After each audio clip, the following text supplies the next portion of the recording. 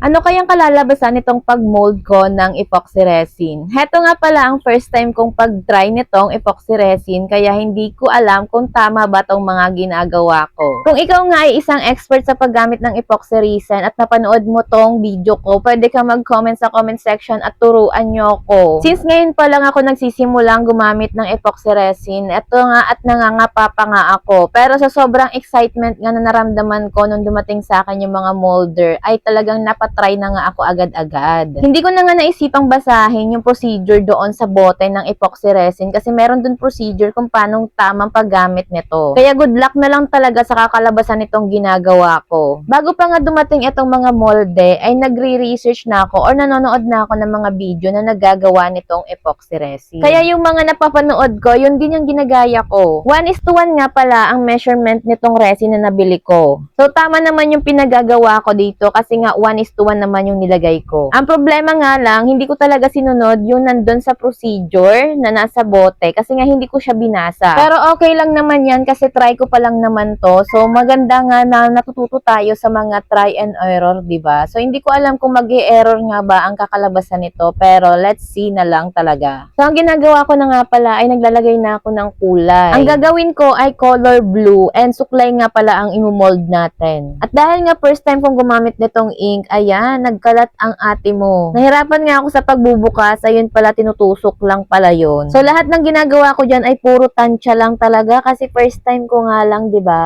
So, lahat ng pangkulay na available ko ngayon or pang design ay gagamitin ko. Kaya mga gagamitin ko ay yung ink liquid, metallic foil, flakes, tapos eto nga ang powder na pangkulay. Kaya yung resin ng pinaghalo ko nga ay pinaghiwalay-hiwalay ko siya or hinati-hati ko siya sa tatlo. Kasi ang naiisip kong design ay nasa gitna yung may foil flakes na naka-plain lang ang kulay ng resin. And sa gilid naman, kabilaan na may color blue. So dito na nga ako sa paggamit ng foil flakes. Ito talaga yung isa sa pinaka na-excite talaga akong gamitin kasi sa mga video na napapanood ko, itong lagi ang ginagamit nila. Nung time nga na ginagawa ko to, grabe yung saya ko. Para lang ako naglalaro, ewan ko ba. So, mahilig talaga ako sa mga ganitong activities. Kaya, ayan, nag-enjoy talaga ako sa ginagawa. Isa nga talaga sa gusto kong gawin ang pagde-design ng cake. Pero dahil nga hindi ko pa afford ang paggawa or pag-design ng cake, dito muna ako sa resin. Kasi nga dito ay parang same lang naman ang ginagawa sa pagde-design ng cake. So, ito na nga nabuhusan namin yung tatlong mixture at nagpatulong nga ako kasi nga tatlo nga to, diba? Nasobrahan nga ng konti nipot yung paglagay dun sa gitnang parte, doon sa may foil plate. Kaya yung magiging result nito ay medyo maiiba na yung design niya. Hindi na siya ganyan kasi hindi ko na pinakita kung paano ko siya binawasan. At kung gusto niyo malaman ang kinalabasan nitong ginawa ko, nasa next video, abangan nyo na lang at doon malalaman kung success ba or nag-failed.